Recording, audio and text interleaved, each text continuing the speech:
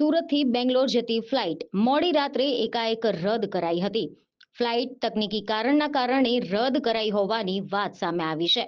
ત્યારે ફ્લાઇટ રદ થઈ હોવાના કારણે અનેક મુસાફરો અટવાઈ ગયા હતા, જેના પગલે મુસાફરોએ ભારે હોબાળો મચાવ્યો હતો. મોડી રાત્રે અચાનક ફ્લાઇટ રદ કરાતા અનેક મુસાફરો અટવાઈ ગયા હતા. સુરત એરપોર્ટ અંદર હોબાળો થતા તંત્ર દોડતું થયું હતું. मैडम बॉम्बे से मैम તમે વાત કરીએ ઘરે છે એમને બોલાવો ફોन કરીને क्या बोल रहे हो 24 घंटे बाद फ्लाइट है आपको समझ में आ रहा है 24 घंटे बाद हम सब क्या करें क्यों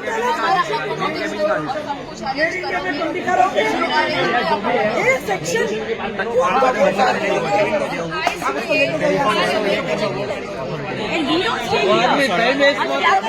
मैडम टाइम वेस्ट मत कीजिए आप Whatever you want to arrange,